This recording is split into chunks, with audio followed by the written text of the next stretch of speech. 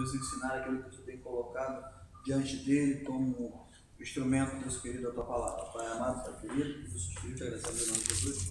Amém. Poder sentar, irmãos. A paz do Senhor para todos. Seja bem-vindo, irmãos. Deus abençoe. Se quiser sentar para cá, pode ficar aqui mais perto. Hoje o nosso...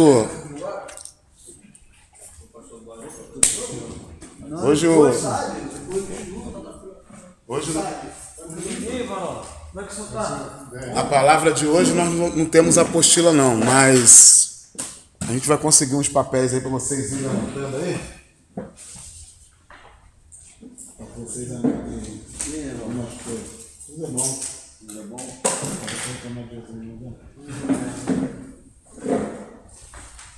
Tem papel aí? Anota aqui, ó. Tem essa apostila aqui, tu? Não. Anota isso aqui da escola dominical, do domingo. Deixa eu ver se é assim que eu estou dando mesmo. Vai mostrar aqui, eu tenho uma. Você também sem caneta, Não, mas aí. Não, eu vou te dar também, vou te prestar. Deixa eu ver esse aqui. Esse aqui eu sei. Esse aqui, ó. Trabalhar não, pai? Amanhã? Trabalhar não, pai. Não, Quer me arrastar pra lá amanhã? amanhã é um pouco. Só que quinta acho que não tem nada não, vamos. Então você não vai. Tem dia 11, né? Feriado. Eu vou...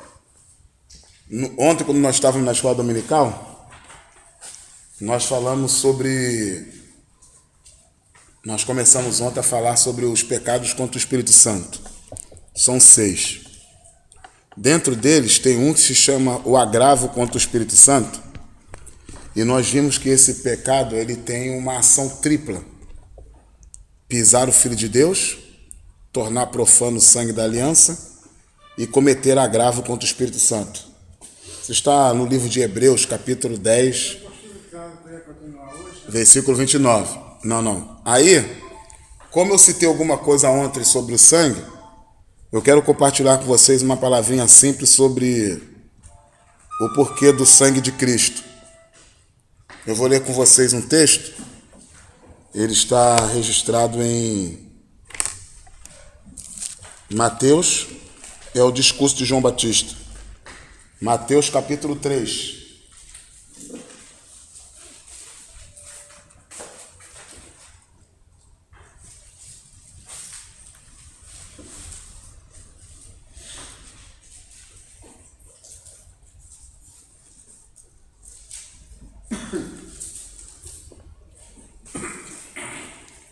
Todos acharam, amém?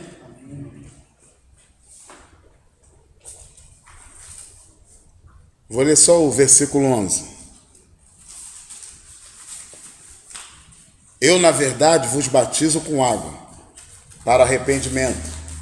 Mas aquele que vem após mim é mais poderoso do que eu.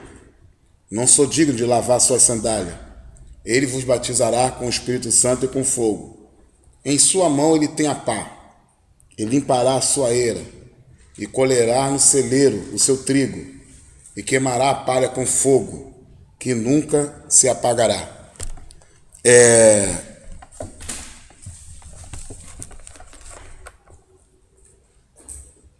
Vocês sabem que existe o evangelho sinóticos, que são aqueles parecidos, e existe o evangelho de João, que não é considerado desses evangelhos que são semelhantes.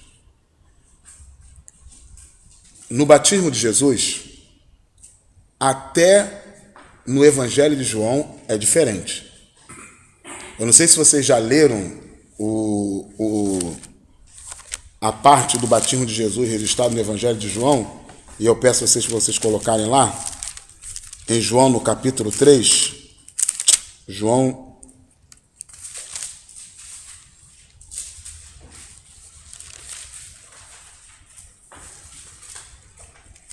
no capítulo 1, a partir do versículo 15, o testemunho de João Batista.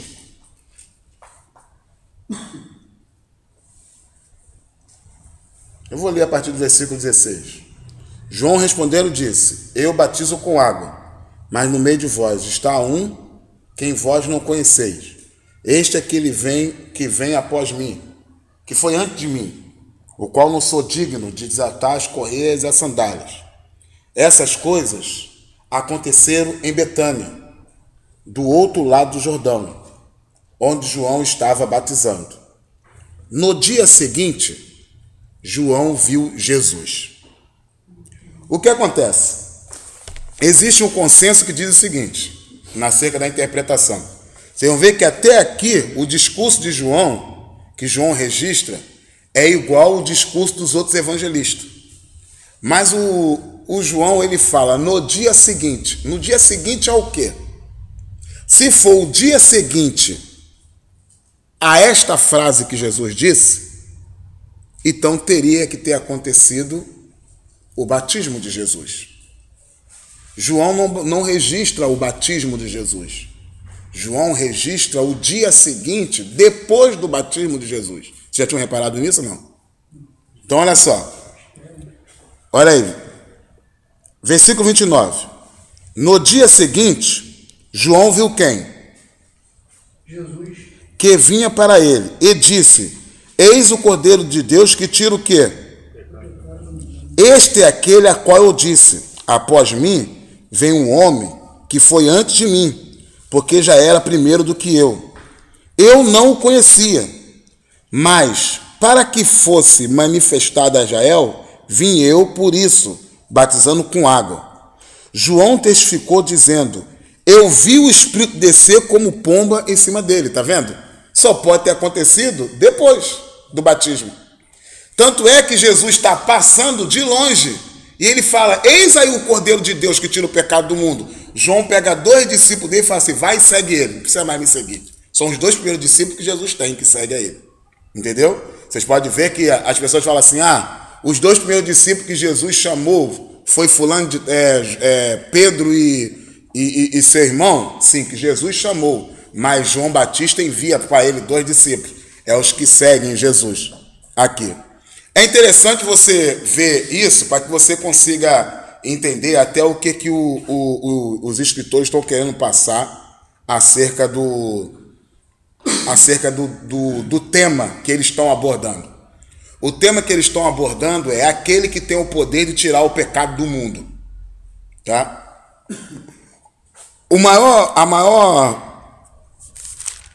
A maior dificuldade que foi encontrada nas nossas igrejas pentecostais é essa interpretação de João. Eu acho que eu já dei ela aqui uma vez há muito tempo, eu tenho quase certeza que sim, mas eu vou falar ela de novo com vocês por ter lido o texto. João diz assim, Mateus diz lá em Mateus capítulo 4.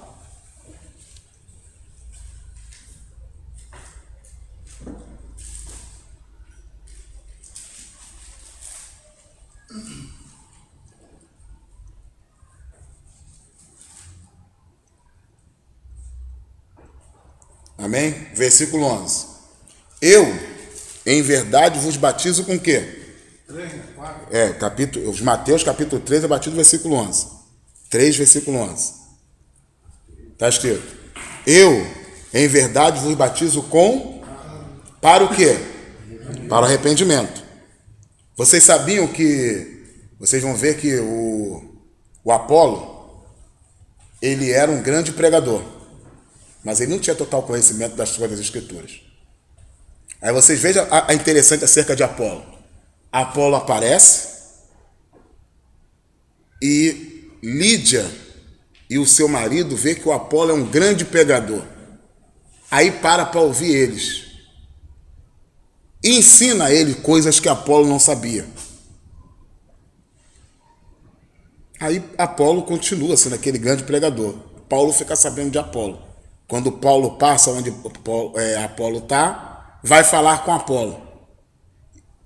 E Paulo pergunta: você já recebeu o Espírito Santo quando creste? O que Apolo responde para Paulo? Eu nem sabia que existia o Espírito Santo. Aí Paulo falou: com que batismo você foi batizado? Ele fala: eu fui batizado com o batismo de João Batista. Aí Paulo fala: realmente João Batista veio para batizar, porque ele fala, por batismo do arrependimento, que era a preparação. mas ele não anunciou aquele que viria após ele? Então é sobre esse que eu lhe digo, recebeu o Espírito Santo e Apolo foi batizado com o Espírito Santo. Está vendo que você pode ser usado por Deus sem ter o conhecimento das coisas de Deus? O Apolo era um homem muito usado por Deus, mas Lídia e o seu marido ensinaram muita coisa para Apolo. Foi Lídia ou foi Priscila e Áquila? E agora fugiu. E depois Paulo ensina acerca do Espírito. É esse batismo aqui que João Batista está falando. Eu falo, eu na verdade vos batizo com água para o arrependimento. Mas aquele que vem após mim é mais poderoso do que eu. Não sou digno de levar as suas sandálias. Só quem fazia isso em Israel era o mais indigno dos servos. Era que levava as sandálias de alguém. Ele vos batizará com o Espírito Santo e com fogo. O problema está nesse com fogo. O que ele significa? Né? Vou dizer a vocês as interpretações que eu já vi. Nas igrejas tradicionais que não acreditam no batismo com o Espírito Santo como nós, diz que o batismo com o Espírito Santo é quando você recebe o Espírito Santo. E o batismo com fogo, ele se confunde na interpretação que é. Na igreja pentecostal, já ouvi dizer que o batismo com o Espírito Santo é o batismo com o Espírito Santo como nós conhecemos. E o batismo com fogo é uma coisa a mais. E eles não conseguem explicar o que é essa coisa a mais.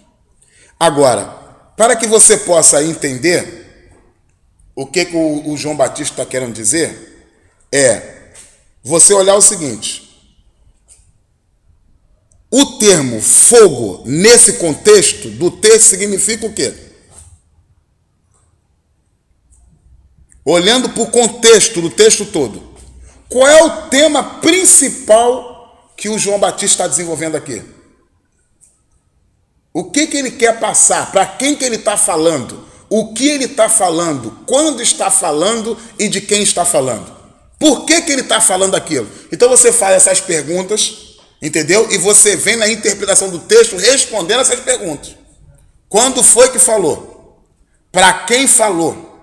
Por que falou? E como essas pessoas receberam isso que ele disse? Entendeu? Então olha só. O João Batista, quando falou isso, ele estava na beira de um rio.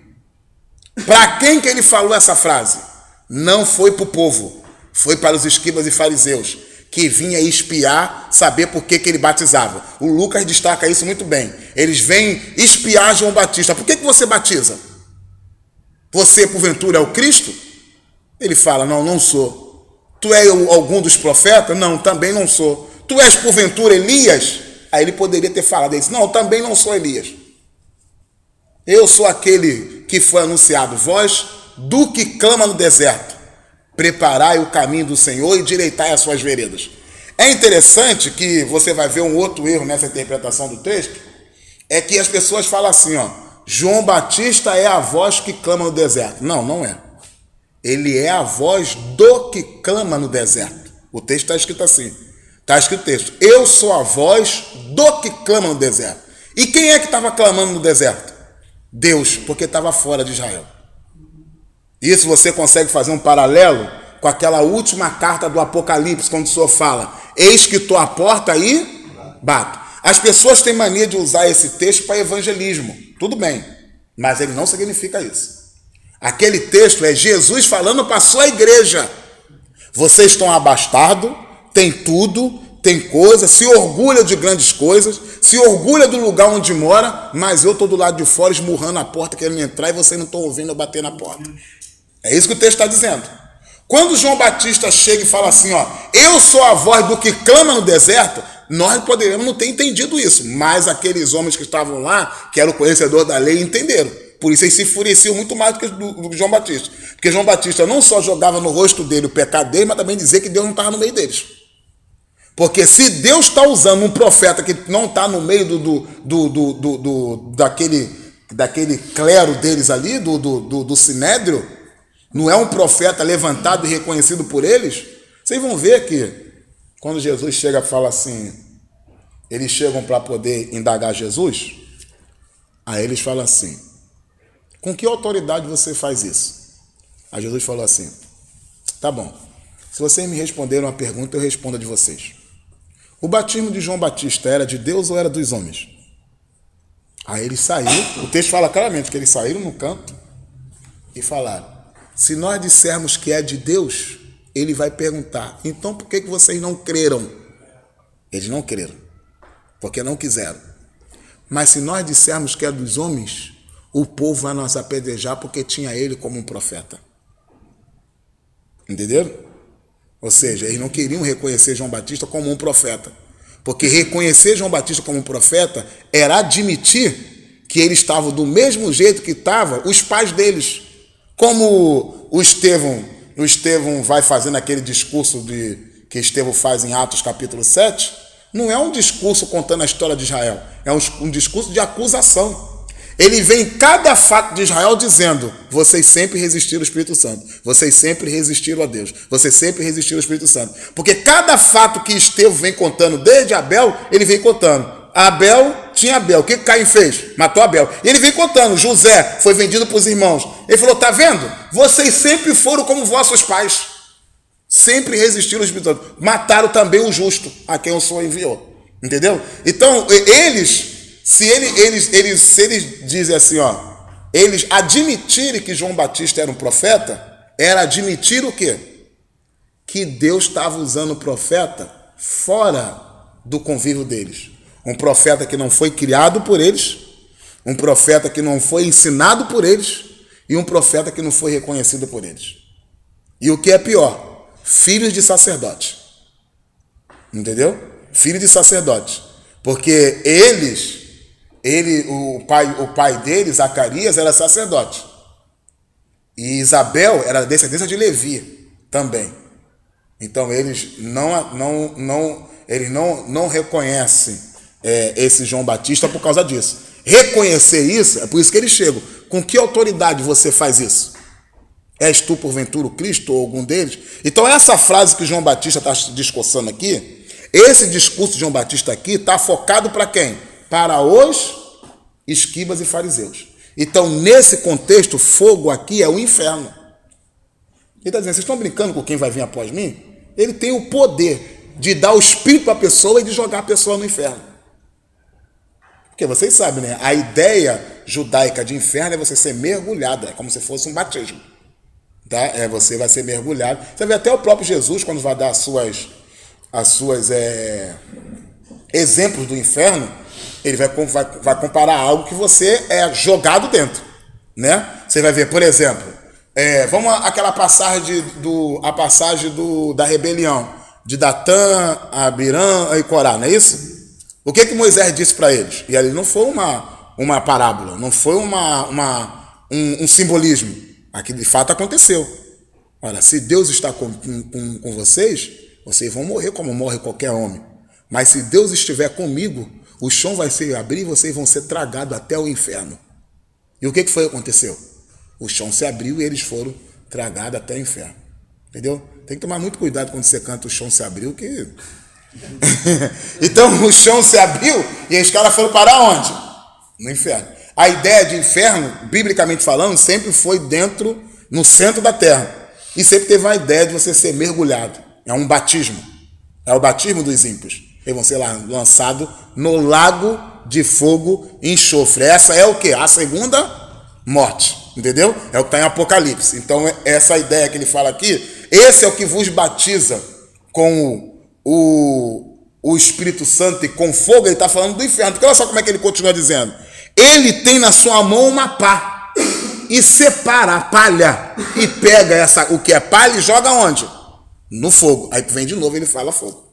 Então o contexto aqui está falando de fogo. E de que ele está falando isso? Quando é que isso seria aberto completamente à humanidade? Quando ele mesmo disse. João Batista ele vai dizer no outro dia, no dia seguinte, quando os homens estão lá, ele continua batizando. Você vai ver que João Batista ele vai continuar batizando por um período ainda, até que haja um período de conflito, não da parte de João Batista e de Jesus, mas um período de conflito entre o quê? Entre os seus discípulos. Os seguidores de João Batista, não entra nem em conflito com os seguidores de Jesus. Mas os fariseus, querendo tentar João Batista, vai chegar para João Batista e fala assim: olha só, aquele homem que você anunciou, ele está lá e batiza mais gente do que você. E o texto vai dizer em João que Jesus mesmo não batizava, mas os seus discípulos. Entendeu? Jesus não batizava, quem batizava eram os seus discípulos. Né? E você pode perguntar assim, Luiz, se você perguntar assim, por que Jesus não batizava? Eu nunca vi ninguém dar a resposta. Eu tenho uma. Eu consigo entender porque Jesus não batizava baseado em 1 Coríntios capítulo 1. Você veja, por exemplo, a igreja de Corinto ficou dividida. Dizia o quê? Um eu sou de Apolo, outro de Cefas, outro de Pedro, né? E outro é de Jesus. Paulo, sabendo disso, pela família de Cloe, manda uma carta para a igreja de Corinto. Entendeu? Por causa desse negócio. E no discurso do Paulo, o Paulo fala: porventura foi eu que morri por vocês? Foi Pedro que morreu, ou Apolo? Porventura está Cristo dividido? Aí olha que Paulo responde: ninguém batizei, a não ser um ou outro. Parece que Paulo já estava prevendo que se ele estando na igreja batizasse, isso poderia gerar uma divisão do tipo: o cara chegava e falava assim: ei, irmão, tu é lá da MCB? Sou. Tô tranquilo. Caraca, tu aí, como é que foi lá, rapaz? Esse aqui é Jesus lá, quem me batizou foi o pastor André. Eu fui batizado pelo pastor Wagner, pelo diácono Luiz. Ah, que isso, cara? Fui batizado pelo pastor André. Você não vê? Tem uma igreja, posso falar? Nunca não deixa eu falar. Tem uma igreja aí, meu irmão, quando o pastor presidente está batizando, é a maior disputa para ver quem vai ouvir na fila. A fila está lá e as pessoas, não, deixa eu ir, deixa que eu quero ser batizado por ele. Então o Paulo já não batizou ninguém para não ter esse problema.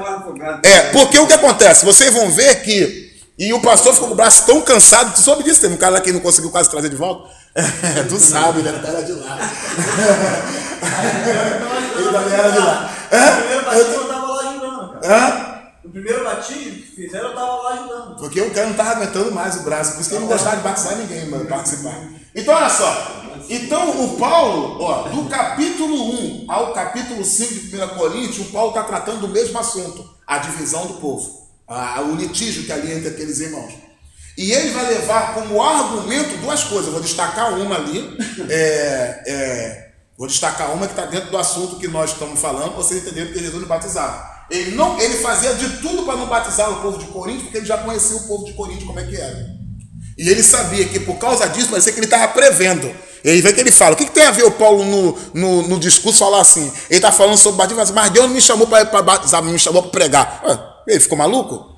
Ali é um assunto só, ele está desenvolvendo o assunto. Então Paulo não quis batizar ninguém justamente para o quê? Para não levantar não ser ele o causador dessa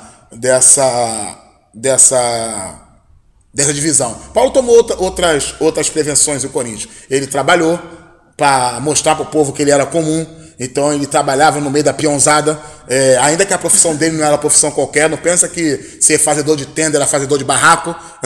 A gente confunde isso. Então ele fazia lá, então ele tinha um trabalho, ele tinha uma excelente profissão, então ele vivia no meio do povo. Então ele, para não causar ele tomou várias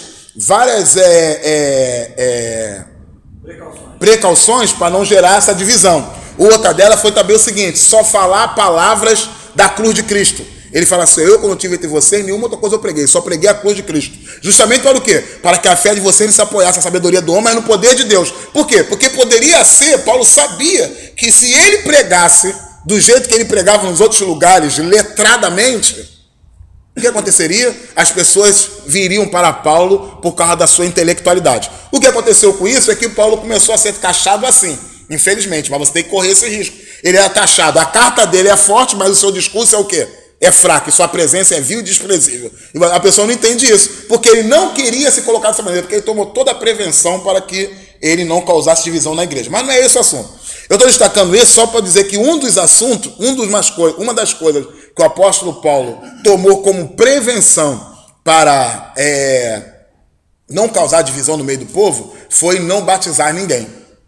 E eu acho que ele pode ter tomado esse exemplo de Jesus, porque o texto destaca que foi Jesus mesmo, mas ninguém batizava mais os seus discípulos.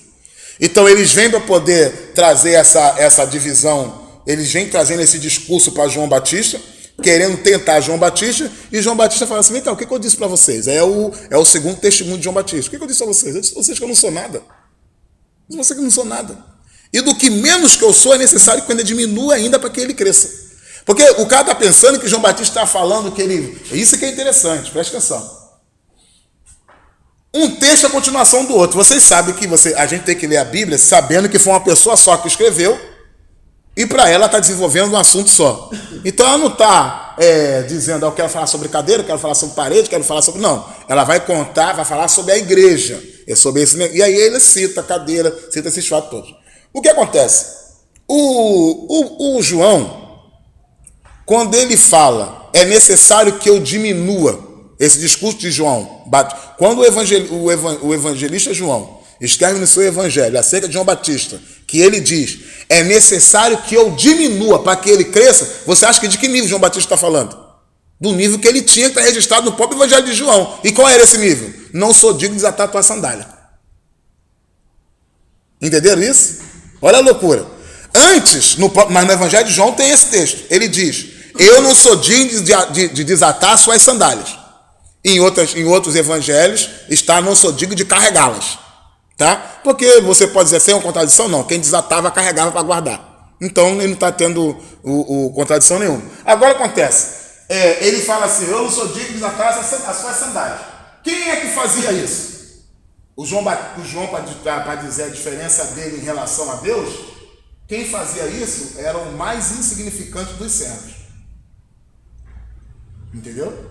E Jesus faz esse gesto depois de lavar os pés. E aí ele vai dizer: se eu, sendo Senhor, fiz isso, o que vocês devem fazer? Então o mais significante dos servos é que fazia isso: desatava a sandália e lavava os pés de quem chegava da rua. Era muita poeira, então eles faziam isso muitas vezes, né? O João está falando que ele não é digno de desatar as sandálias. E naquele nível que ele diz que é em relação a Jesus, ele fala assim: mesmo assim é necessário que eu diminua para que ele cresça. É nesse nível, não é no nível alto não, é desse nível. É no nível que Jesus disse assim: de todo homem nascido de mulher, ele foi maior. Mas comparado a Cristo, ele não é digno de desatar as sandálias. Entendeu? Então o João, ele vai dizer, o João Batista vai dizer no evangelho de João uma coisa interessante. Ele diz: no dia seguinte do batismo, no dia seguinte, ele diz: eis o Cordeiro de Deus que tira o pecado do mundo. Aí ele vai dizer: eu não conhecia, mas aquele que me enviou para batizar disse: quando você estiver batizando e você vir vindo um homem e descer sobre ele em uma forma corpórea de uma pomba, o Espírito Santo, este é o Cristo. E João cita esse fato. Então esse fato tinha conhecido.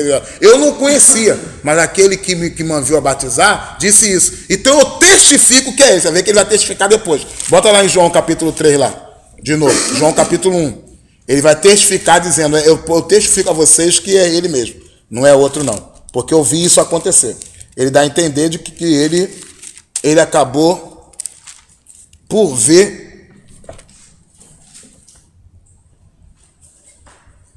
Versículo 31.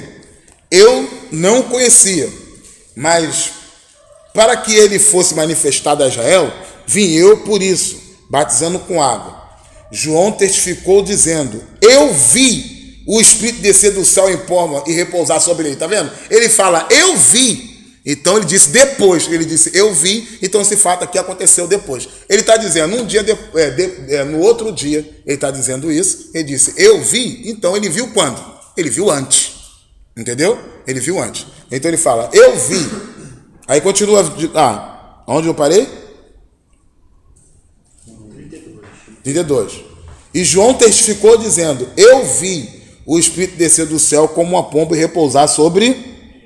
Eu não o conhecia, ele repete de novo. Mas o que me mandou batizar com água, esse me disse: sobre aquele que virge o Espírito e sobre ele repousar, esse é o que batiza com o Espírito Santo. Eu vi e tenho testificado que este é o Filho de Deus. Aí ele fala de novo. Então ele fala assim: qual é a certeza que João Batista tinha que que Jesus era o Messias? porque aquele que enviou ele para batizar, ele testificou. Você vai ver o Espírito Santo descer sobre ele. E o que o João Batista viu foi uma loucura, tá? Porque não era nem uma coisa aqui, mas deixa eu demorar um pouquinho aqui, porque toda vez que eu falo João Batista, eu gosto de repetir isso para as pessoas se atentarem sempre quando vê. O João Batista, ele viu a manifestação da Trindade, tá? Ele viu o Filho, o Pai que disse do céu, este é meu Filho amado, em quem eu me comprazo, e o Espírito Santo descendo sobre o Filho. Isso é uma loucura, né? Mas João Batista viu a manifestação da Trindade. E é interessante que às vezes as pessoas lendo isso passa despercebido. E agora, a pergunta que fica é o seguinte: as pessoas falam assim, aí o Espírito Santo desceu sobre Jesus. Para o quê? Aí é uma outra interpretação dos pentecostais. Que o Espírito Santo desceu sobre Jesus para o revestir de poder. Não é uma interpretação errônea, por quê? Porque Jesus, como ele tinha um tríplice ministério, ele é rei, profeta e sacerdote, como sacerdote, mesmo sendo sacerdote, recebia a unção como de sacerdote. E o pessoal diz que aquele descer do Espírito Santo foi que simbolizava a unção do sacerdote, recebia no sacerdote de Arão. Só que o sacerdote de Jesus é segundo a ordem de Melquisedeque. E a ordem de Melquisedeque não recebeu unção de homem nenhum. Então, também não tem problema nenhum, porque essa unção ele não recebeu ele não recebeu nem de João Batista, nem de homem algum, ele recebeu do próprio Pai, porque recebeu. A grande problema que fica é, se Jesus era Deus desde quando nasceu, então ele recebeu o poder, então ele ficou sem poder? Não. Se você for continuar lendo o texto, você vai ver que a impressão que dá é que o Espírito Santo desceu para levar Jesus para o deserto. Então ele não revestiu Jesus? Pode ter sido não um revestimento, como diz assim, ó, ele foi revestido de poder. Não, Jesus não foi revestido de poder, porque ele é Deus. E ele veio na forma humana porque ele tem poder de parar isso. É justamente porque ele tinha poder. Então ele pôde vir na forma humana. Uma coisa que nós temos que pensar acerca de que tem verdadeiramente o poder, e só Deus tem, é porque ter poder significa ter o controle do seu poder. Então não adianta você ser todo poderoso e não ter controle do seu poder. E Jesus tinha o controle total do seu poder. Então, quando a pessoa chegava e falava assim, se Jesus, vamos descer fogo do céu, matar esses caras todos. Eu disse, não, para quê? Eu não quero. Não, fazer isso não. Eu vim para salvar o homem, eu vim para condenar. E por que Jesus não veio para condenar? Porque ninguém condena quem já está condenado, meu querido. É sempre isso. Então, assim, Jesus não veio para condenar ninguém? Não. Só veio para salvar. E por quê? Porque o mundo já é no maligno. Porque ele vai condenar quem? Já está morto. Ninguém mata morto, só enterra. Ninguém mata morto. O cara está morto, está morto. Entendeu? Ninguém mata um morto 2 vezes. A pessoa morre uma vez. Então, a pessoa vai dizer assim, então Jesus, por isso que ele disse, eu não vim para condenar o homem, eu vim para salvar. Porque o mundo já está condenado. Jesus diz lá em João capítulo 3, o discurso de Jesus diz o quê? A luz veio o mundo, mas os homens amaram o quê? Mais as trevas do que a luz, porque suas obras eram mais. Entendeu? E não quiseram vir para a luz. Por que não quiseram vir para a luz? Porque eles estavam nas trevas. O João, quando vê o Espírito descer, ele vê a manifestação da Trindade. João Batista teve o prazer de ver isso. Agora, uma outra coisa que é interessante é que tipo de revestimento de poder foi esse que Jesus recebeu? Não tem como a gente saber. Mas só pode ter sido uma coisa tipo algo legal. Entendeu? Só para legalizar. É interessante que Jesus não precisava, mas ele disse o quê? Aí você consegue entender no versículo antes, nos versículos acima. Jesus chega para João Batista. João Batista fala assim, eu que necessito ser batizado por ti e vem o Senhor a mim? E o que Jesus fala? Deixa assim por hora para que em mim se cumpra o quê? Toda justiça. Se nós temos um sacerdócio segundo a ordem de Cristo, e talvez muitas pessoas não sabem disso, mas a pessoa estudar o livro de Hebreus vai entender que o nosso sacerdócio é segundo a ordem de Cristo. Então, se nós recebemos a unção, Jesus, para que nele se cumpra toda a justiça, ele também recebeu. Mas não que ele precisasse. Mas é interessante. Aí você fala assim, então por que o Espírito desceu? Só para ungir Jesus? Não. Você vê claramente que você for ler o texto de qualquer um dos evangelistas sem ser o de João, aí você volta lá em Mateus, por exemplo, aí você lê você lê o texto completo aqui, sem parar nesse... Você vai ler do versículo 13 e o capítulo 4 todo junto, sabendo que quando o escritor escreveu o livro, ele não separou nem por versículo, nem por capítulo, isso foi feito depois pelas publicadoras para que a gente pudesse ter facilidade para encontrar as coisas. Então o texto aqui é um só. Se você for ler ele direto, aí você vai ler ele assim, olha só. Vai comigo aqui, a partir do versículo 13. Então veio Jesus da Galiléia ter com João, junto ao Jordão, para ser batizado por ele. Mas João opunha-se, dizendo: eu é que careço ser batizado por ti, e vem tu a mim? Jesus, porém, respondendo, disse: deixai por agora, porque assim convém que se cumpra toda a justiça. Então ele o permitiu. E sendo Jesus batizado, saiu logo da água. E eis que se abriu o céu, e viu o Espírito de Deus descendo como forma de uma pomba sobre ele. E eis que uma voz do céu dizia: este é meu filho amado, de quem eu tenho grande prazer, ou de quem me comprazo. Então foi Jesus conduzido pelo Espírito ao deserto, para ser tentado por Satanás. Está vendo como é que você olha uma coisa só? Você lê junto, como o escritor escreveu, você consegue entender? E você vai conseguir entender o porquê da primeira tentação de Satanás. Qual foi a primeira tentação de Satanás? Se tu és o quê? Qual foi a frase que Deus disse para onde? Deus disse antes para ele? Tu és o quê? Antes, no dois versículos antes, o que Deus disse para Jesus? Tu és o quê? O meu filho. E o que o diabo diz? Se tu és. Viu?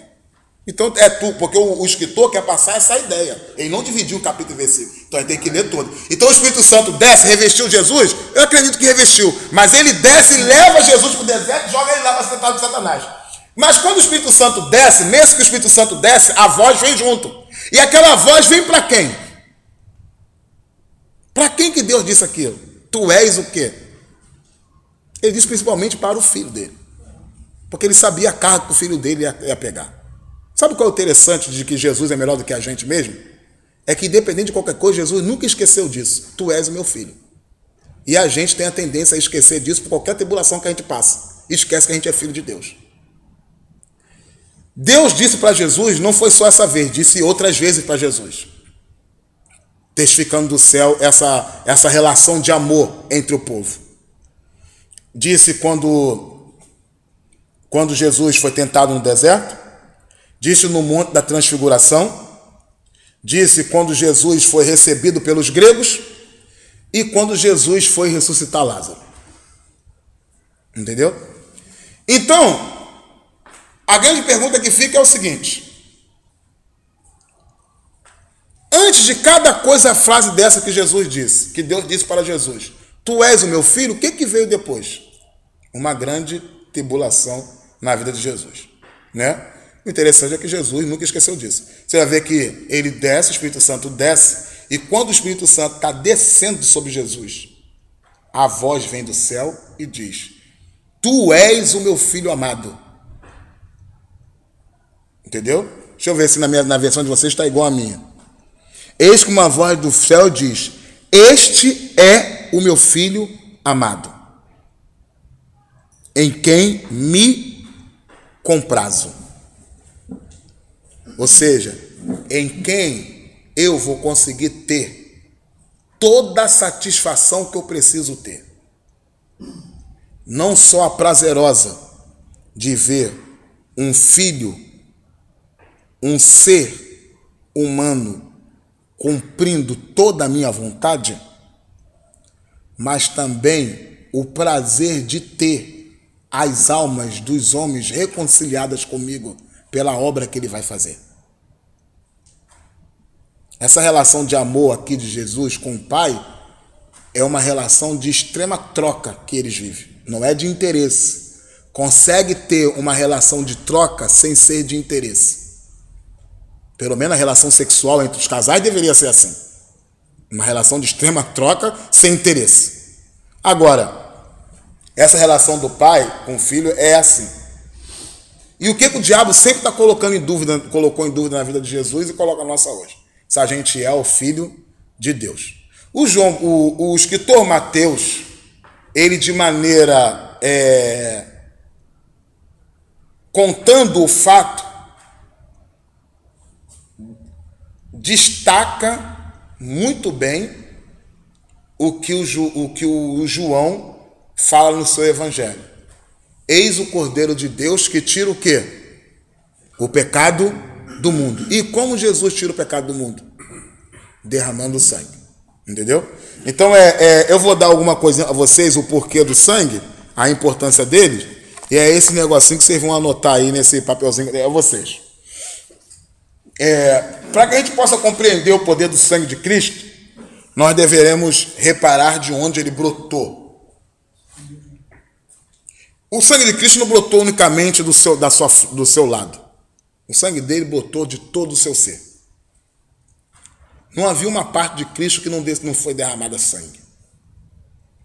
Ele foi uma entrega total nessa parte. Na própria cruz, nesse lado do Senhor, jorrou o que dele? Quando o soldado enfiou a lança nele? Sangue e água. Sangue e água. Vocês sabem o significado, não sabe? Sangue e água, eu já falei aqui. Qual é, irmão Severino?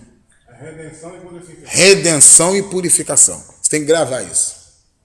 O soldado, eles se admiraram de que Jesus já tinha morrido. E uma coisa que nós temos que gravar: Jesus inspirou para a morte. Ele não inspirou até a morte. Entendeu? Porque Jesus morreu quando quis. Porque a morte não tinha poder sobre ele. Foi o que ele disse lá em João capítulo 10, versículo 38 diante. Eu tenho o poder de dar a minha vida e tornar a tomá-la. Ninguém a tira de mim, eu mesmo a dou. Esse mandamento eu recebi do meu pai. A única coisa que eu recebi do meu pai foi um mandamento, mas o poder de dar e de tomar foi meu. Que uma vez o irmão discutiu comigo: não, mas ele recebeu o mandamento do pai, não foi só um mandamento, meu amigo. O poder era dele, ele fez isso pelo poder dele. O texto está dizendo, tudo bem que foi um mandamento. Entendeu? Aqui o pastor André fala assim: ô Luiz, carrega essas cadeiras todas para lá. Eu carreguei, mas a força de carregar as cadeiras todas lá foi minha. Entendeu? É claro que nós sabemos que o pai e o filho são um, é só mostrar que o filho, quando a pessoa quiser pegar esse texto para dizer que Jesus não é Deus, fala: não, ele recebeu um mandamento. E daí? Mas ele fala: esse poder é meu. Ele não diz: esse poder eu recebi do pai, esse mandamento eu recebi do pai. Entendeu? Aí do lado de Jesus jorrou sangue e água, que significa redenção e purificação. Porque após a redenção vem o quê? A purificação. Não,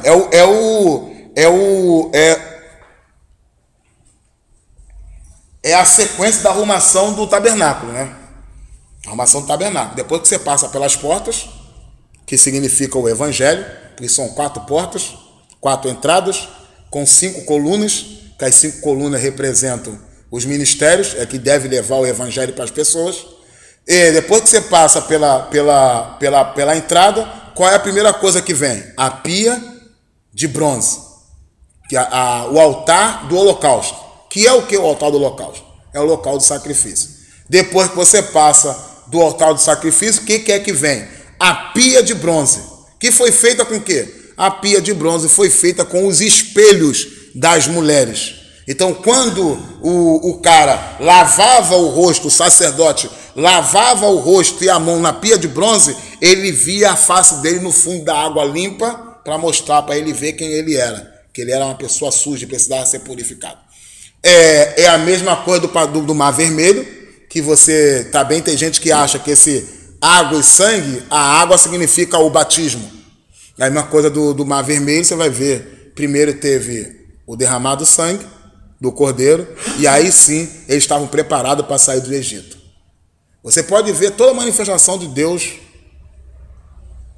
mas se você não tiver derramamento de sangue, você vai continuar preso no Egito. O que tira a pessoa do Egito não é sapo, água transformada em sangue, saraiva, nada disso. O que tira a pessoa do Egito é o cordeiro ser imolado. É que você não consegue entender que o evangelho é contado, né, coisa. Aí, quando, nessa questão de que Deus demonstra que ele é o todo-poderoso da terra, ele pode fazer o que ele quiser nisso, mesmo você havia até estando numa vida no Egito. Então, é o sangue que nos purifica. Mesmo depois que a gente já está com Cristo, nós dependemos do sangue para ser lavado. O sangue de Cristo faz com que a gente venha a ser lavado com o sangue para ficar alvinho como a neve. Branquinho, branquinho, branquinho.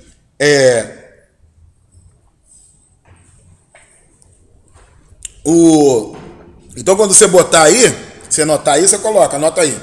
Você coloca, saiu do lado de Jesus, sangue e água. Significa redenção e purificação. A mesma sequência do tabernáculo. Primeiro tinha o altar do holocausto e depois a pia de bronze. O soldado transpassou esse lado de Jesus e saiu isso. Com a vinda dele, todas as coisas velhas passaram e tudo se fez o quê? Novo. Jesus veio do céu, da parte do Pai. Como ele diz lá em João capítulo 3, ele diz, ninguém jamais subiu ao céu, a não ser aquele que de lá desceu, a falar ao Filho do Homem que está no céu. Assim como Moisés levantou a serpente no deserto, assim importa que o Filho do Homem seja levantado, para que todo aquele que nele crê não pereça, mas tenha vida eterna. Porque Deus amou o mundo de tal maneira que deu o seu Filho unigênito, para que todo aquele que nele crê não pereça, mas tenha vida eterna. Então ele desceu do céu para fazer isso. Foi o que ele disse em João capítulo 6. Eu desci do céu para fazer a vontade do meu Pai. E qual é a vontade do meu Pai? A vontade do meu Pai é essa, que todo aquele que ele me deu, eu de maneira nenhuma os lance fora, mas que eu ressuscite no último dia. E ele diz, o Pai é mais poderoso do que eu, e ninguém pode arrebatar da minha mão, porque foi o meu Pai que me deu. E está na mão dele também. Esse é um texto muito complicado, das pessoas dizerem que o Pai é mais poderoso do que eu, porque Jesus também é todo poderoso. Mas isso não traz contradição nenhuma, porque tem outros textos que diz claramente que Jesus é igual ao Pai. É questão só de interpretar dentro do contexto. Ou seja, numa questão funcional, Jesus se colocou menor do que o Pai. Numa questão funcional. Ou seja, no trabalho redentivo, Jesus se colocou menor do que o Pai. É a mesma coisa assim, por exemplo. Vamos dizer assim, você faz parte de alguma força, seja ela armada, ou até mesmo aqui da igreja. Vamos dizer, está aqui 10 diáconos. Todo mundo é diácono. Aí separa um diácono para ser responsável pelos outros diáconos. Entendeu? Você vai chegar e falar assim, não, eu vim aqui porque o fulano mandou. Ele é mais poderoso do que eu. Mas tu não é diácono? Não sou. E ele também não é diácono? Não é. Mas como é que vai poder alcançar? Não, porque por uma questão funcional ele foi colocado como cabeça. No plano da redenção, Jesus se despiu da sua glória, como está lá em Filipenses capítulo 2, se fez menor do que os anjos, como está em Hebreus, se fez menor do que os homens, se humilhou até a morte de cruz. Por isso Deus o exaltou soberanamente, porque no acordo que eles fizeram, daí não é, quando se fala em acordo, não pode ver no sentido chulo, que é na palavra de acordão. Eles não fizeram acordão, mas eles fizeram um acordo eterno. E no sentido desse acordo eterno, ele disse que se ele conseguisse cumprir o que ele veio fazer, o Pai devolveria para ele aquilo que ele tinha antes. Por isso que quando ele está orando em João 17, ele fala, Pai, me dá a glória que eu tinha antes da fundação do mundo, antes que o mundo existisse. Então, por isso, Deus lhe exaltou soberanamente, sobremaneira, porque pega ele de uma vez e coloca na glória. Né? Deus o exaltou sobremaneira e lhe deu um nome que é sobre todo nome, ao qual todo joelho vai se dobrar. E vai se dobrar mesmo, um dia todo joelho se dobra. No Velho Testamento é dito uma frase que é interessante. É dito, não sem sangue. Esse texto pertence ao Velho Testamento. Mas esse texto se refere a que não há redenção sem sangue. Então esse texto, ele tem tudo a ver com Jesus. Porque João Batista disse acerca de Jesus, eis o Cordeiro de Deus que tira o pecado do mundo. E depois João disse, ele batiza com o Espírito Santo e com fogo. Agora preste atenção. A coisa não aconteceu nessa sequência? Redenção, para os redimidos, batismo com o Espírito Santo. E para os que rejeitam, condenação eterna. Entendeu? João Batista também está contando nesse discurso dele a sequência da história do Evangelho, ainda que seja algo bem pincelado. O derramamento do sangue do Cordeiro deu a abertura para o derramamento do Espírito. Porque Jesus, quando chega para os seus discípulos e fala lá em João capítulo 15, ou é João 16? Não, Mateus, João capítulo 15, 15 ou 16. Quando Jesus está lá naquele discurso que ele começa desde o capítulo 13, falando acerca de que ele deveria ir embora, ele começa esse discurso dizendo para os seus discípulos não ficarem perturbados, não perturbe vossos corações, crede em Deus e que ele está bem em mim, na casa do meu pai é muita morada, se não fosse assim eu teria dito. Então ele começa um discurso todo, que é o seu discurso de despedida com os seus discípulos, são as últimas instruções para os seus discípulos. Jesus está ali só com os seus discípulos, ele está ali na ceia com os seus discípulos, capítulo 13, 14, 15, 16, 17, Jesus está na ceia, e você vai ver que no final do capítulo 17 está escrito que eles saíram de lá e foram para um jardim, para um horto que Judas conhecia. Parece que no decorrer desse discurso de João, o Judas vai embora, né, para cumprir o que ele disse, e Jesus continua o seu discurso só com o discípulo dando as últimas instruções. O Judas Iscariote não ouve aquele ensinamento de Jesus acerca do Espírito Santo. Você vai ver que nenhum outro evangelho, ou seja, em nenhum outro momento, Jesus para falar tanto do Espírito Santo como ele para naqueles últimos momentos. O momento chegou, o momento é agora. Então por que Jesus tem que falar do Espírito Santo? Ele diz, porque eu vou. Entendeu? E se eu não for, o Espírito Santo não virá. Porque quando Jesus fala que vai embora, isso gera tristeza do discípulo. Ele fala só, se eu não for, o Espírito Santo não virá. E ele, quando vai vir, vocês podem ficar tranquilos, ele vai convencer o mundo do pecado e do juízo, vocês vão ser uma grande potência, e vocês podem ficar tranquilos, porque vocês vão chorar agora, mas o mundo vai rir. Depois o mundo vai chorar e vocês vão rir. A vida de vocês, nesse momento, vai ser igual uma dor de parto, mas quando tudo isso for gerado, vocês vão ter grande alegria, porque vocês vão ter gozo. Aí ele termina esse texto dizendo,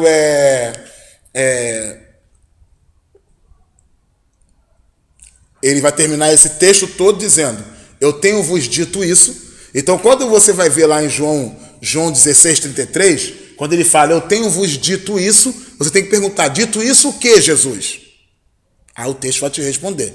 Do capítulo 13 em diante, foi o que ele disse. Eu tenho vos dito isso. Então ele parou aquele tempo todo falando aquilo ali, para que em mim tenhais paz.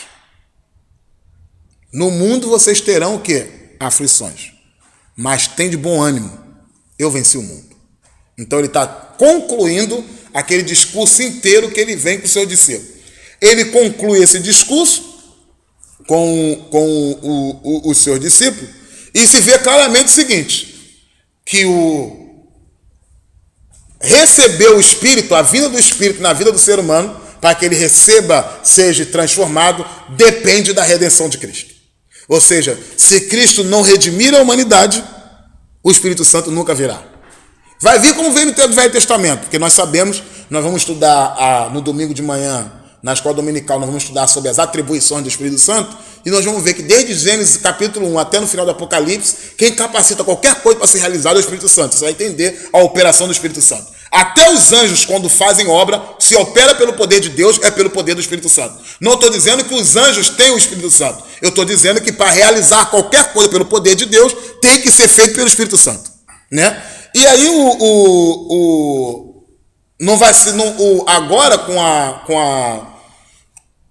a vinda, com a morte do Messias, com o derramar do sangue, o Espírito não vai atuar mais como atuava no passado. Por quê? Porque quando chegam para Jesus e perguntam assim, Jesus, quando virá o reino de Deus? Ele fala assim, olha só, o reino de Deus não vai vir com uma aparência humana. E vocês não vão dizer, ou ele aqui ou ele ali. O reino de Deus vai estar em vós e entre vós. E Jesus, João capítulo 7, ele fala assim, ó, se vocês crerem em mim, como diz as Escrituras, rio de água viva fluirão do seu ser. E o escritor vai dizer assim, ó, e Jesus disse isso acerca do Espírito que eles iriam receber. Então já não é mais como era no passado. Já não vai ser mais dado por medida, como é por cada um, ainda que ninguém vai ter tanto para o Espírito Santo igual para cometer a proeza que quiser, mas o Espírito Santo vai operar agora em cada um conforme ele quer. Para o quê? Para a edificação da igreja, para o aperfeiçoamento dos santos e para o desenvolvimento do corpo de Cristo. Então ele vai operar em cada um conforme ele quer. Então ele dá o dom a cada um, distribui a cada um conforme ele quer. Então agora, todo mundo tem o Espírito Santo. Eu estava conversando lá na igreja, na igreja que nós estamos lá na obra lá, que a nossa congregação está abrindo, que o pastor sentiu de Deus de abrir lá uma congregação, e nós estamos lá trabalhando com ele lá, e eu estava conversando com o irmão acerca disso, que no reino de Deus a sua salvação está entrelaçada com o seu ministério. E aí se levantou uma grande indagação, como é que pode isso, e levantou até essa questão do ladrão da cruz, por exemplo. E eu disse, o fato dele não ter tido a oportunidade dele exercer o ministério não quer dizer que ele não tinha um. Porque olha só, todo salvo não é membro do corpo de Cristo? E existe algum membro no corpo sem função? É o que está lá em Hebreus capítulo, em 1 Coríntios capítulo 12. Então todo membro é colocado no corpo com uma função. Eu não sei qual era a função daquele homem, mas... Hã? Claro, ele sempre foi atrás. Então acontece. Sexta-feira, ele tá desde sexta-feira com isso na cabeça. Onde é que eu vou buscar um? Calma aí, ele faz. Não, porque até então... Ele tá com isso desde sexta-feira na cabeça. Porque até então, não tinham me feito, não tinham colocado isso. Eu foi que coloquei, pessoal. Não, até então, ninguém tinha me colocado isso. Foi de maneira inteligente ter colocado isso. Entendeu? Então, como a gente não está numa discussão e às vezes é bom você debater sobre certas coisas com pessoas que você convive, então você tem como depois levantar sobre o assunto e trazer a resposta. Ou então dizer, olha, não tem mesmo. Naquele caso ali, eu não sei, mas... Porque o texto de João, o texto de Romanos capítulo 1, o apóstolo Paulo ele deixa claramente dito que a salvação dele está entrelaçada com o seu ministério. E ele diz que é assim com todos os homens. Entendeu? E é interessante que quando Jesus derrama o sangue, abriu-se a porta para o Espírito Santo. E o que o Espírito Santo veio fazer na vida do homem? Transformá-lo e capacitá-lo. Para o quê? Para a obra. Entendeu o negócio? Então, quem tem o Espírito Santo tem obra para realizar. Se você não tem obra para realizar, então você não tem o Espírito Santo. Porque o Espírito Santo não está em ninguém sem obra para realizar. E se você não tem obra para realizar, então você não tem o Espírito Santo, então você não é salvo. Porque não tem ninguém salvo sem o Espírito Santo. E toda pessoa salva recebe o Espírito Santo no dia da sua conversão. Entendeu? Então, cada um, de acordo com o tempo, é só no tempo e a nutrição. Essa abertura foi dada com o quê? Com o derramado sangue. Quer falar? Não pode falar. Não, é que eu estou lembrando de um estudo que eu participei com o pastor Antônio Gilberto, na Assembleia de Deus de Cordovil, que ele falava exatamente o que o irmão está falando. Inclusive, ele, se eu não me engano, ele usou até como base do estudo a parábola dos talentos. Entendeu? Foi o que eu falei lá com eles também.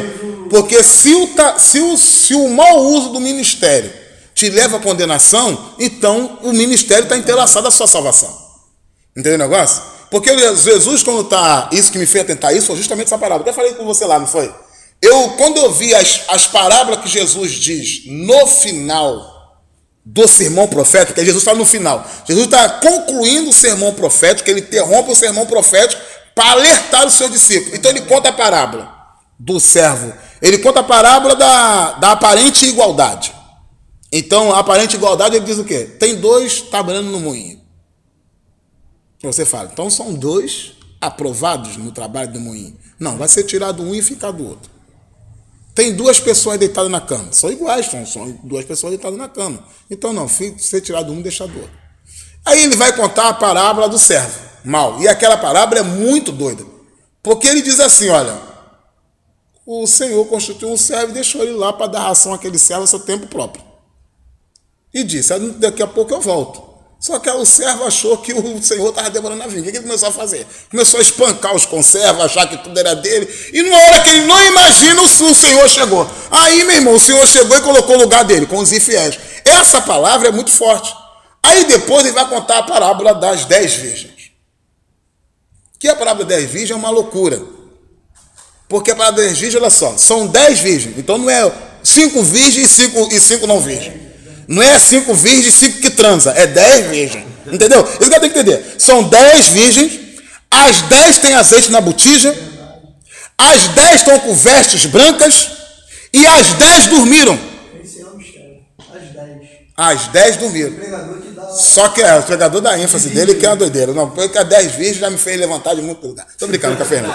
Aí, tô brincando, Fernanda, tô brincando. Aí o que acontece? As 10 virgens, quando vem o grito, lá vem o noivo, só aí que foram ver que 5 era prudente e 5 era louco. Porque quando está contando, quem está contando a história já começa dizendo que 5 era prudente e 5 era louca.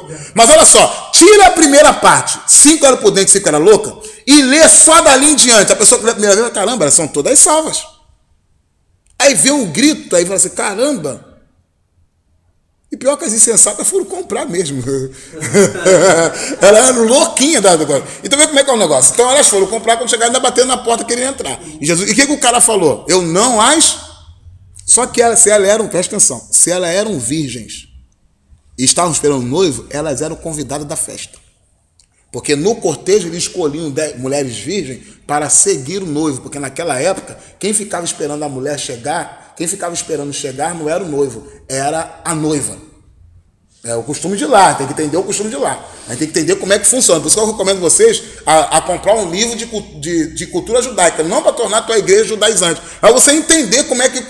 Tem um outro livro que é muito interessante da CPED, é o uso e costume na época do apóstolo Paulo. Então eu tenho esse uso e costume na época do apóstolo Paulo, eu tenho o uso e costume dos judeus, eu tenho o livro da história dos hebreus, porque você poder entender certas coisas, entendeu? Como funciona alguma coisa naquela época. Então você vai conseguir entender como é que vem aquelas virgens. Aquelas virgens vêm, e aí só aí é que foram ver e coisa. E ali é uma doideira, porque olha só, aí vou deixar para a pessoa agora interpretar a coisa. Ó. Eram 10 virgens, as 10 tinham vestes brancas, as 10 tinham azeite na botija, azeite na lamparina, azeite na lamparina. As 10 tinham azeite na lamparina. E as 10 dormiram. O problema é que só 5 tinham azeite numa botija reserva. Entendeu? E todo mundo sabe que naquela época, nas festas, não existia iluminação pública e nem particular. As festas eram bodas, durava mais de um dia. A iluminação da festa era cada um que levava a sua luz. E quem não tinha luz não era digno de participar de festa nenhuma naquela época. Então você tinha que estar com as vestes adequadas e ter luz para participar da festa. Isso é muito sério, meu querido. Porque às vezes você pode querer ter uma coisa e não ter outra e não dá. Você tem que ter as duas. Então é isso que o Jesus quer passar. Aí depois ele conta a parábola dos talentos. Que a parábola dos talentos volta dizendo o seguinte. Se você disser assim, mas Senhor, a minha situação é essa, porque, poxa, isso aqui é muito para mim, pô. Vê o caso de Moisés. Moisés mesmo falou, Senhor, minha carga é pesada. Senhor, meu querido, vai querer colocar a culpa que é em mim? Quem capacita sou eu? Eu dei o talento para cada um, segundo a capacidade de cada um. Você recebeu um e foi negligente, porque só podia receber um. E não tem ninguém que não recebe nada. Entendeu o negócio? É Jesus quer dizer. Porque olha só, presta atenção. Se Jesus fala na parábola das virgens, ó, a parábola dos servos, a parábola das virgens. Só que, vamos ser sinceros, para você ser cheio do Espírito, tem ali o Efésios capítulo 4 que fala, encher do Espírito Santo. Mas depende só de ti? Não depende só de ti. De maneira nenhuma. Entendeu o negócio? Principalmente então agora aqui, ó, você vai dizer na parte de cima, na outra parábola. E o cara? Pô, botou o cara para ser chefe lá, tomar conta daquele negócio todo. O cara não preparou o cara não tinha condições, por isso que ele não passou. É a parábola dos talentos.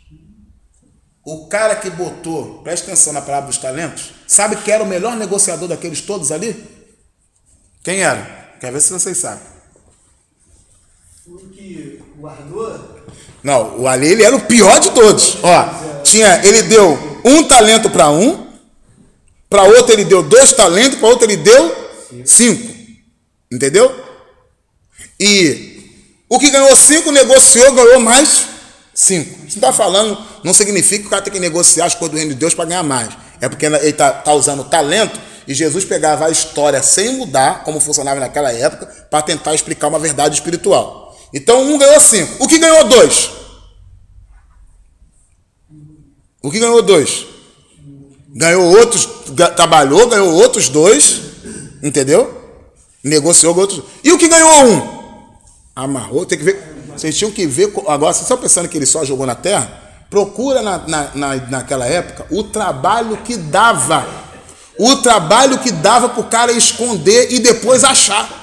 Vocês sabiam que teve muitas pessoas que ficaram ricas? O próprio Jesus contou uma parábola assim. Você lembra que Jesus contou uma parábola?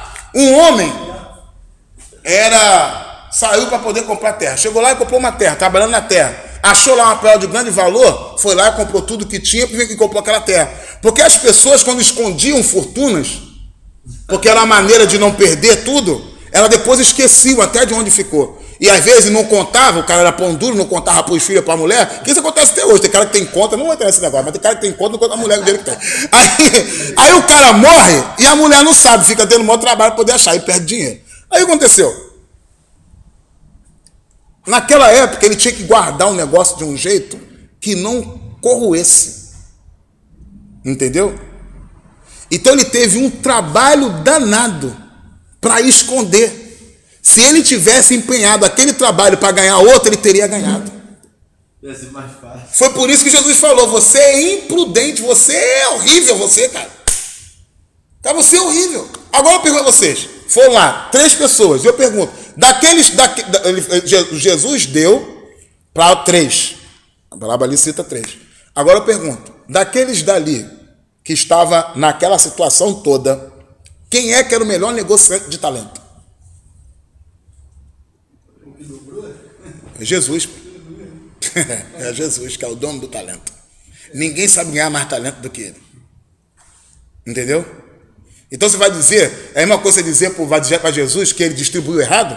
E querido, eu não só sou bom nesse negócio, eu não só sou bom como negócio, como eu conheço cada um de vocês pelo tempo que convive comigo. E eu dei para cada um talento segundo a capacidade de cada um. Você não soube usar porque não quis. Então o seu lugar é com os infiéis e aquele que recebeu um dá para aquele lá que tem mais porque ele merece. Então a coisa funciona assim. Então isso tudo, essa abertura, isso é uma capacitação dada pelo Espírito de Deus. O apóstolo Paulo vai dizer o quê? Que ele dele mesmo não fazia nada, que a capacidade dele vinha do Senhor. E nós sabemos que quem opera isso é o Espírito Santo. Se não houvesse derramado sangue, não haveria o quê? Não haveria o derramado do Espírito. Entendeu? Então foi o derramado do Espírito que deu abertura para o quê? Para que o Espírito Santo viesse. Jesus disse, se eu não for, o meu Pai não, o Espírito Santo não virá. Entendeu? O Espírito que vem da parte do Pai. É interessante vocês pegarem ali. Eu dificilmente não leio esses capítulos num todo. Dificilmente. Tá? Eu pego aqui do capítulo 3 aqui de João, porque como eu sei que é um discurso só, eu começo a ler daqui. Então se eu quiser ler essa parte aqui de João, eu gosto de ler esse todo aqui. Então eu começo a ler aqui do capítulo 3 a partir do versículo 31. Vocês podem ver que no capítulo 14 não tem nem divisão ali de nada. E só paro de ler lá no final do capítulo 17. E aí você vai ver que no final do capítulo 17, capítulo 18, versículo 1 diz, tendo Jesus dito isso, foi para lá para o Getsemane. Ele foi para o Getsemane. Então, Jesus foi para o Getsemane depois do quê? Da ceia. Só que João está colocando que antes da ceia teve esse discurso inteiro. Então Jesus fez esse discurso na ceia e a oração sacerdotal de João 17 ele também fez na ceia com os seus discípulos. Pode ver que os discípulos estavam presentes e falam, Senhor, eu não oro só por eles, mas oro também por aqueles que vão vir e que hão de crer no meu nome. O sangue, igualmente, o próprio Senhor Jesus declarou nitidamente a sua morte na cruz, que era o propósito dele. Você vai ver que em Mateus, depois do capítulo 16, Jesus começa a falar frequentemente que ele necessitava ser morto pela humanidade. Frequentemente ele fala isso. Aí já não tem mais nenhum capítulo que ele não fala no mínimo uma vez. Ele fala frequentemente que ele vai ser morto e os discípulos pedem para ele poupar a si mesmo. Jesus falou de si mesmo que ele era o pão da vida, lá em João capítulo 6, e que ele daria a sua carne pela vida do mundo. 4 vezes Jesus repetiu muito enfaticamente, se não bebeis do meu sangue, não tereis parte comigo. Ele disse isso 4 vezes naquele coisa. Você sabe que o número 4 tem a ver com a totalidade da terra, talvez não seja à toa que ele tinha dito 4 vezes. Se não bebeis do meu sangue, não terás vida em si mesmo. Não terás a vida eterna. Tudo isso Jesus disse em João capítulo 6. Ele disse, quando beber o meu sangue, permanecereis em mim e eu em vocês. Outra declaração de Jesus, que ele disse de si mesmo acerca do sangue, isso está em todas as escrituras, né? Na maioria das suas declarações. Mas toda vez que ele fala que ele vai dar a sua vida em resgate de muito, ele sabia que estava falando da sua morte na cruz.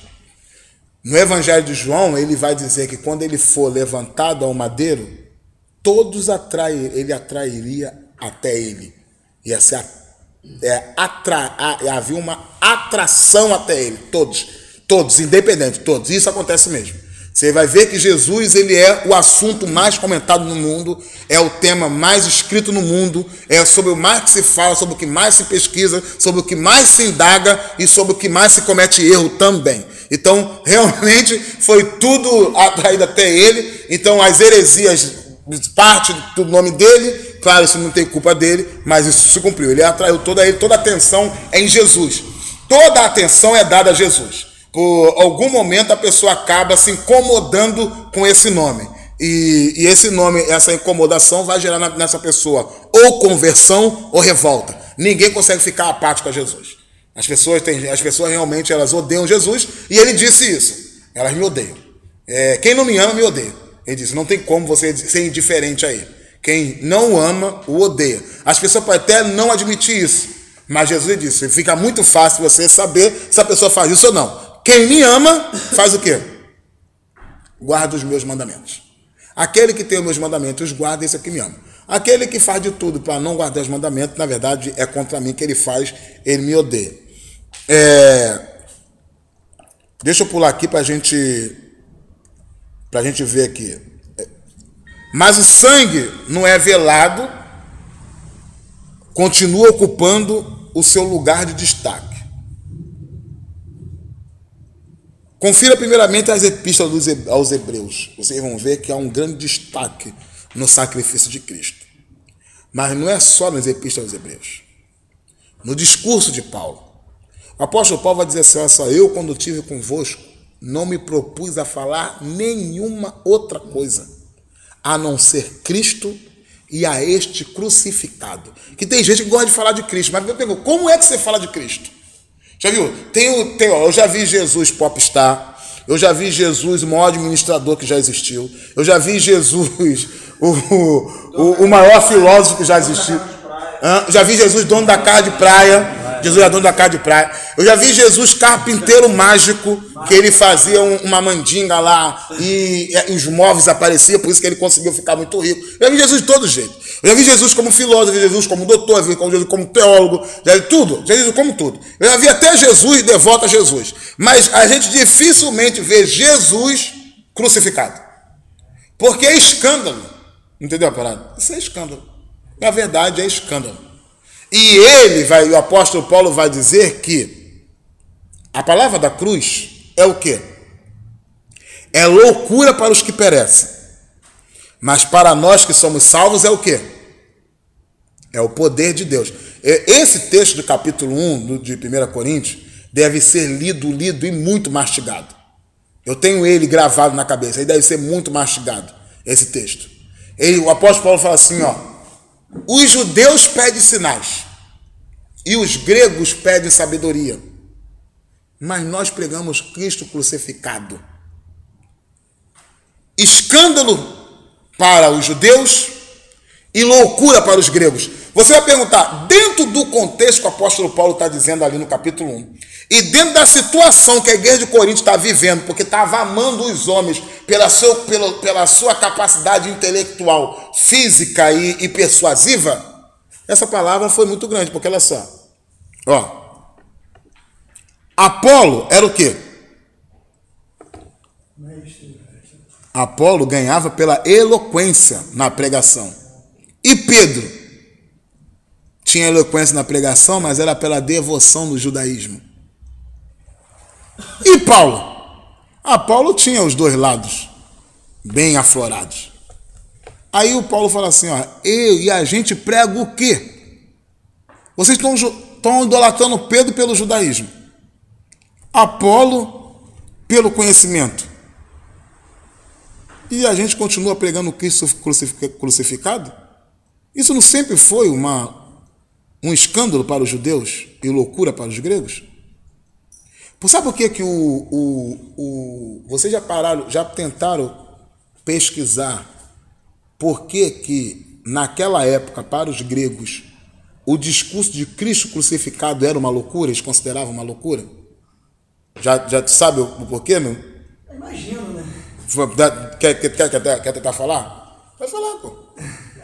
Acredito eu que, devido à cultura grega ser uma cultura que buscava razão para tudo, ver o Criador do universo morto no madeira, escandalosamente... Certíssimo. Presta atenção numa coisa. Lembra do discurso de Paulo, que tem uma passagem que ele fala assim, Paulo começou a discursar e os gregos pararam para ouvir, está em Atos. Mas quando ele fala da cruz, todo mundo vai embora. Quando ele fala no Areópago, entendeu o negócio? Então, o que acontece aí? O filósofo, o principal filósofo da época era quem? Era Platão. Era Platão que ensinava que o corpo era o mal do homem, a matéria era o mal para o homem. E se não for Platão, é Sócrates. Eu estou só rindo só de personagem. E esse discurso de Paulo era uma loucura. Porque até falar que Deus veio entre os homens e viveu entre nós estava bom. Sabe por quê? Porque logo depois vai surgir a doutrina gnóstica, que surge logo na época dos apóstolos, que pregava que Jesus não veio de forma humana. Entendeu? Ele tinha um corpo excelente, ele era um espírito excelente. Para os gregos, dizer que Jesus veio, ele era Deus e veio na forma humana, para mostrar as coisas excelentes aos homens e levar eles para as coisas excelentes, os gregos aceitavam. Porque se encaixava certinho com a filosofia na época. Verdade. Mas quando Paulo falava, ele morreu e ressuscitou, ele morreu a voltar para esse corpo, para essa matéria pecaminosa. Por isso que essa ideia de que a nossa matéria não presta é uma teoria grega, que o cara às vezes nem sabe o que está dizendo. Eles não aceitavam por causa disso. De toda vez que o Paulo ia falar para os gregos, na hora que o Paulo falava da morte na cruz, ele ressuscitou. Eu falava assim, Paulo, sobre esse negócio de ressurreição, a gente conversa com você depois, porque isso aí a gente não aceita. Não aceita, pô. O cara teve a oportunidade, o Sócrates dizia o seguinte, Platão, sei lá o nome disso, vou lembrar depois vou dizer para vocês. O cara tem a oportunidade de se libertar da matéria, porque ele dizia que o nosso corpo era a prisão da alma. Depois dele morrer, ele vai querer voltar para esse corpo. Ah, não, a matéria de ressurreição dos mortos não se encaixava na ideia. Por isso era uma loucura para os gregos. Mas para os judeus foi um escândalo. Por quê? Porque eles queriam que Jesus viesse na espada e na espadada, né, meu compadre? E Jesus, aí, Israel, o teu rei, montado em cima de um cordeiro, numa filha de uma jumenta. Ele, não, isso aí é maior escândalo. Eles não quiseram, aí se escandalizaram. É por isso que o apóstolo Paulo fala. Então você vai entender no contexto da época o que ele está querendo dizer. Os ensinos dos apóstolos sobre a inspiração, sobre a inspiração do Espírito Santo acerca do sangue. Eu vou pular aqui e vou dar alguns textos para vocês. O que nós lemos acerca do Senhor Jesus, acerca do seu sangue? Então, por exemplo, Hebreus capítulo 9, versículo 12. Pelo seu próprio sangue entrou nos santos dos santos. O que a palavra de Deus diz acerca de Jesus mesmo? Ele entrou no santo dos santos pelo seu próprio sangue. Hebreus capítulo 9, versículo 12. No versículo 14, o sangue de Cristo purificará a nossa consciência. Veja o poder do sangue de Cristo. Entendeu? A palavra de Deus diz que o sangue de Cristo purificará a nossa consciência. Hebreus capítulo 10, versículo 19. Tendo, pois, irmãos, intrepidez, e alguma versão está ousadia, não está? Entende, irmão? Intrepidez para entrar no santo dos santos pelo quê? Pelo sangue. Agora presta atenção, eu vou continuar lendo esse texto aí, porque esse é um dos textos que eu mais gosto da Bíblia. E por que eu vou falar a vocês? Olha só. Como é que esse caminho foi feito? Hebreus capítulo 10, versículo 19. Deixa eu achar aqui, demora, mas eu acho. Essa epístola aqui é doideira. Essa epístola aqui é tão boa que eu acho que o autor que escreveu não era digno de colocar o nome dela, por isso que não tem. Mas tem gente que acredita que é o apóstolo Paulo, outros dizem que acha que foi Estevão, que foi Apolo. Mas tem gente que acha que foi Barnabé, não dá para saber. Essa ordem de Melquisedeque, então, isso aí é doideira. Tendo, pois, irmão, ousadia para entrar no santuário pelo sangue de Jesus, pelo novo e vivo caminho, que ele o quê? Nos concedeu, meu querido. Não é só concedeu. É um caminho consagrado, esse caminho. Não é só concedeu. Eu tenho acesso ao Pai. Tudo bem, foi só um acesso aberto? Não. Foi um acesso consagrado que ele fez. Que ele nos consagrou pelo véu. Isto é, o que está escrito aí? Pela carne. Por que o véu rasgou de cima a baixo? Porque a carne dele foi dilacerada. Foi dilacerada a sua carne, que tipo, como se fosse assim, deixou frágil o impedimento entre Deus e o homem, e na sua morte foi rasgado de cima a baixo. Você veja que o escritor dos Hebreus compara o véu. Que véu é esse? Pelo véu. Que véu é esse? O véu é aquele véu do templo, que representa a separação entre Deus e os homens. Entendeu o negócio? Como é que era esse véu? Esse véu não era igual o véu que a gente vê de noiva. Esse véu era um véu de 10 centímetros de largura. Porque em Israel todo pano que faz separação é véu. Você vê, lá, por exemplo, vê na cultura ocidental, ocidental, as mulheres que usam burcas, aquelas roupas, elas não botam um véu no rosto? E como é que é o véu? É transparente? É um pano grosso preto para não ver o rosto.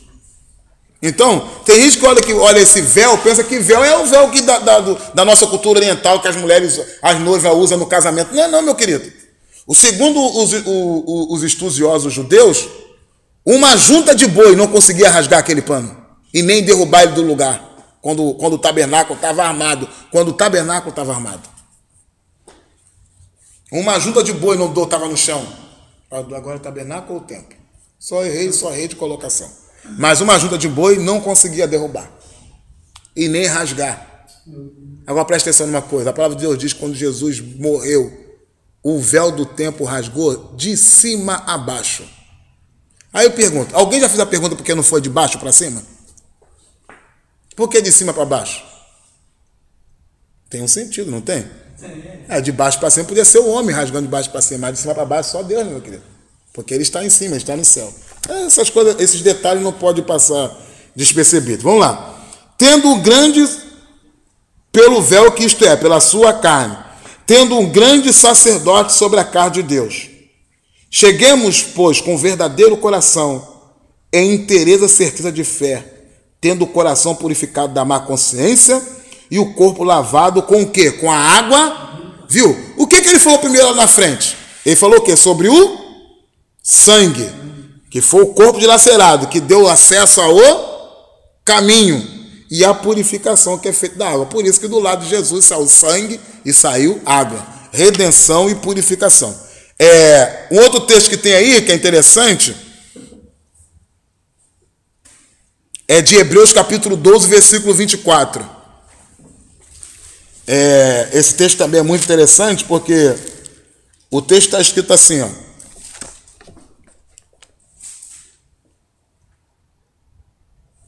Ele está falando que nós não chegamos ao monte palpável, mas chegamos à universal assembleia, fazendo parte agora do corpo de Deus, aos milhares e milhares de santos reunidos. Ele vai dizer, e chegamos a Jesus, o mediador de uma nova aliança, e ao sangue da aspersão, que fala melhor do que o sangue de Abel. Agora pensando uma coisa, o texto diz claramente assim, ó. O texto não diz que o sangue de Jesus fala diferente do sangue de Abel. O texto diz que o sangue de Jesus fala melhor do que o sangue de Abel. Agora, se você quiser entender o que Deus queria dizer lá em Gênesis, quando disse, o sangue do teu irmão clama a mim desde a terra, é você entender o que é que o sangue de Deus clama. O sangue de Abel não clamou o juízo do irmão dele. O sangue de Abel clamou justiça pelo irmão dele. Porque se Abel clamasse juízo, ele não seria justo. O sangue de Jesus clama melhor do que o sangue de Abel, né? Diferente. Então o sangue de Jesus clama por redenção. E o diabo vai clamar por redenção? Não.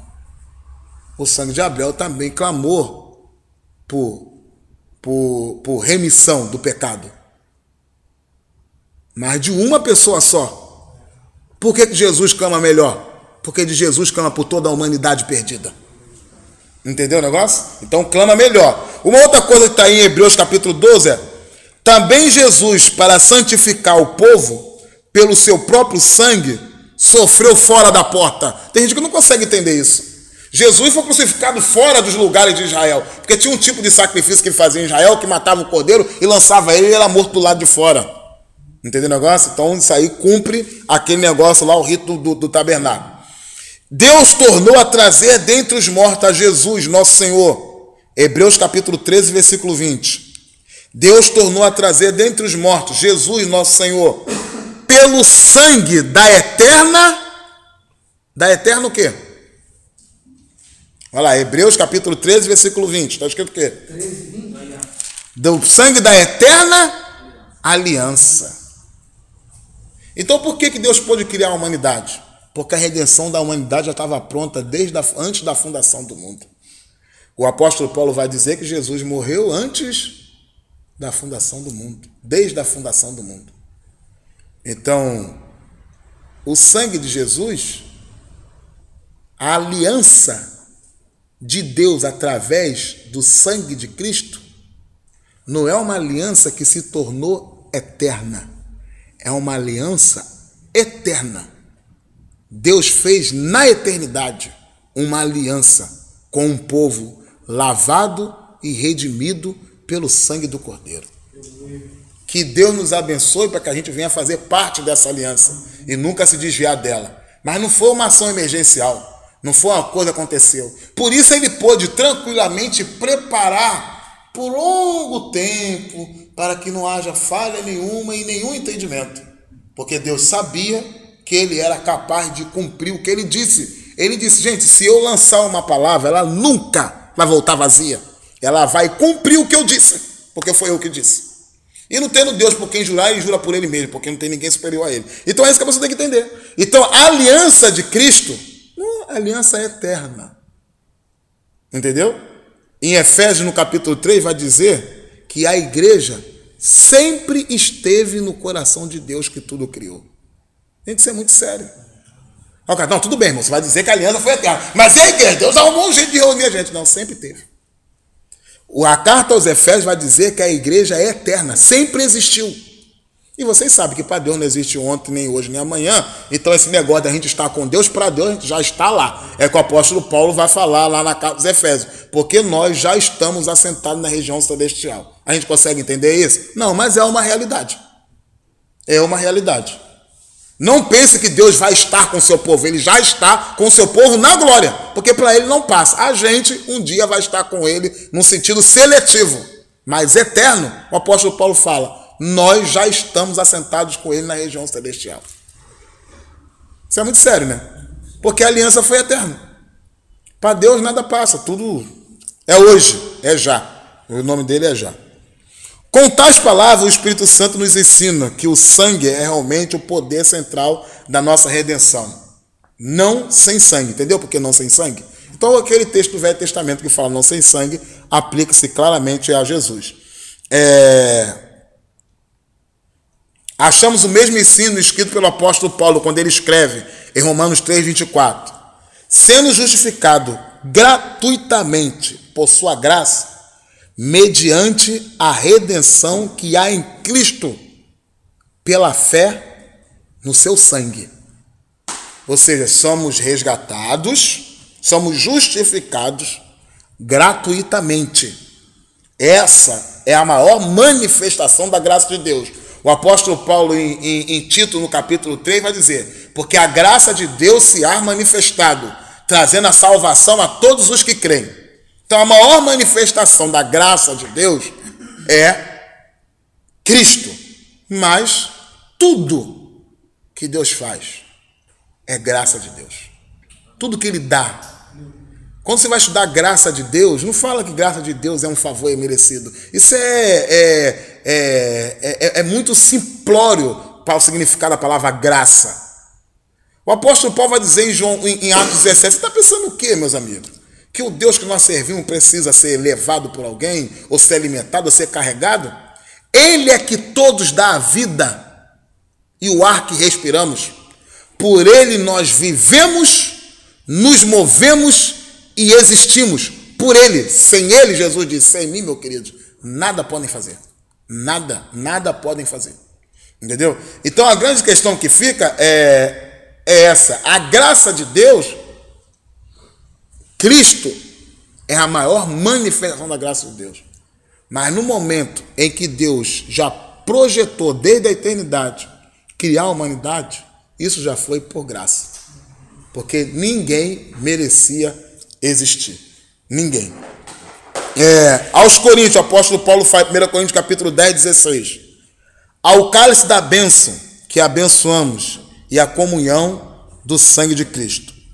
Na epístola aos Gálatas é empregado a palavra cruz para transmitir o mesmo significado, ao passo que aos Colossenses une duas palavras, sangue da sua cruz.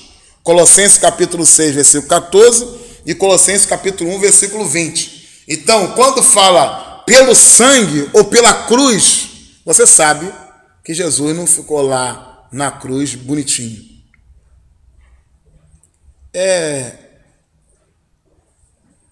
Ele era um maldito quando estava lá. Porque a palavra de Deus diz que maldito é todo aquele que for pendurado no madeiro. Ele mesmo não cometeu maldição nenhuma, nem pecado algum se achou na sua boca. E é interessante porque ele falava isso no meio do povo que viu ele desde criança. Quem de vocês me convence de pecado? Ninguém abria a boca para convencer ele de nada de pecado. Porque nem na sua boca se achou dolo. Vocês sabiam que o Tiago diz que é impossível o homem não pecar com a boca? E de Jesus falar, nem na sua boca achou dolo. Entendeu? Agora acontece, talvez a gente tem que fazer um paralelo a esses dois textos para você entender o que às vezes a profundidade do que o outro escritor está dizendo. Mas a palavra de Deus diz que ele se fez maldição por nós. Porque maldito é todo aquele que for pendurado no madeiro. Toda vez que a Bíblia fala de cruz, também está falando desse sangue. Esse sangue que é capaz de nos purificar, de que foi capaz de nos dar acesso ao Pai. É o sangue que purifica a nossa consciência, a nossa mente, a nossa vida. Mente renovada é vida transformada. Tá? Mente renovada é vida transformada. Não é uma ou duas vezes só que a Bíblia fala que a nossa transformação é no nosso entendimento. A renovação do ser humano não é místico, é uma renovação no entendimento. Nós temos que mudar o nosso modo de pensar de acordo com a palavra de Deus. Só assim seremos transformados. É o que está lá em Romanos no capítulo 12. Né? Romanos capítulo 12 é um texto muito conhecido, a partir do versículo 1. E o apóstolo Paulo ele fala o que lá? Vou terminar, irmão, porque o tempo já acabou. Quando o nosso pastor começa a andar, é porque meu tempo já acabou. Vamos lá. Rogo-vos, pois, irmãos, pela compaixão de quem? De Deus, que apresentei os vossos corpos em sacrifício vivo, santo e agradável a Deus, que é o vosso culto o quê? Racional. Olha o que vai dizer. E não vos conformeis com este mundo, mas transformai-vos como? Como você transforma o mundo? Pela renovação que você recebeu no entendimento. Entendeu? Então, quem quer ter vida transformada tem que mudar a maneira de pensar. Tem muita gente que não consegue ser transformada por causa disso, porque ele não entende. Ele é assim, não, Deus tem que me impelir e me segurar para eu não fazer mais. Não, você tem que mudar o modo de pensar. Quem rouba, não rouba mais. Quem adultera, não posso adulterar. A gente muda o modo de pensar. Então a gente luta contra isso. O apóstolo Paulo vai dizer que para fazer isso nós temos que matar por asfixia o nosso entendimento, que vai contra o entendimento da verdade. É muito difícil. Eu não sei se alguém já conseguiu em todas as áreas da sua vida, eu estou tentando, lutando, labutando nisso aí. Vamos lá, para a gente terminar mesmo. 5 minutinhos eu termino. Então esse texto lá, voltando naquele texto de Hebreus capítulo 9, versículo 14, purificando o sangue de Cristo, purifica a nossa consciência. Terminou mesmo, vamos lá. Pedro também fala acerca disso, em 1 Pedro capítulo 1, versículo 2, e no versículo 19 ele fala, pelo precioso sangue de Cristo. Eles estão sempre associando a sua libertação. Você sabe que o foco dos apóstolos, todo nas suas cartas, era a transformação do ser humano. Ele sempre acreditava que vida transformada é vida que vai fluir em qualquer área de acordo com o que o Senhor quer que aconteça. Então eles sempre pregavam que eles deveriam buscar ter uma vida transformada. E até uma vida de satisfação, uma vida transformada. Por isso que Pedro vai dizer que não foi por prato nem ouro que nós fomos comprados da vossa vã maneira de viver, que por tradição nós recebemos nosso pai. Mas pelo quê? Pelo sangue de Jesus Cristo. Então, o que foi que nos comprou? Foi esse sangue, é o poder. Então eles estão sempre destacando, eles sempre colocam em destaque o poder do sangue de Jesus na vida daqueles que são chamados filhos de Deus. Como João também assegura, lá em João capítulo 1, versículo 7, aos seus filhinhos, o sangue de Jesus, seu Filho, nos purifica de todo pecado. O João também foca no João primeira carta de João, capítulo 5, versículo 6, também ele fala, aquele que veio não somente por água, mas com água e com sangue. Então ele está sempre, o sangue de Cristo, ele deve ser muito pensado. E não é pensar como um vampiro, e nem um copo cheio de sangue. Mas quando fala do sangue de Cristo, está falando do seu sacrifício em prol da humanidade. Jesus Cristo não chegou num banco de sangue e colocou a sua veia no aparelho para sugar todo o seu sangue. Ele fala, então, pô, já colou todo o meu sangue? Já. Então entrega ele lá, paga lá para o pai lá o preço do sangue. Ele tinha uma exigência da parte de Deus, o preço desse sangue. Então não era somente o sangue derramado. Existia um modo a ser derramado. E esse modo a ser derramado foi com muita humilhação e com muita dor. Muita humilhação e muita dor. E essa foi uma exigência de Deus. Jesus disse, eu estou fazendo isso para cumprir a exigência de Deus acerca de vocês. Porque só assim vocês vão ser aceitos diante de Deus. Só assim vai ser aceito. Então esse sangue tem simplesmente isso, concluo dizendo, esse sangue tem o poder libertador de nos tirar do império de Satanás. Lembra, o texto diz claramente, nós vamos tirar do império das trevas. É império o que ele tem, o que ele tenta ter, é um império. Ainda que nós sabemos que o termo, Jesus diz o termo reino, é julgado o príncipe desse século, é o Deus desse século, mas é império, porque império é tentado tomar à força, na marra, naquilo que não é dele.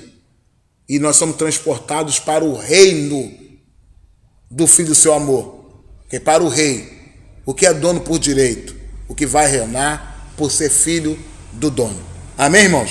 Deus abençoe a vida de vocês. Se Deus quiser, semana que vem tem mais e será melhor. Se Deus quiser. Semana que vem não. Semana que vem eu estou aqui no domingo de manhã. No domingo, segunda-feira que vem, quem vai estar aí é o pastor João Luiz. Amém, irmãos? Fique com Deus. Deus abençoe a vida de vocês.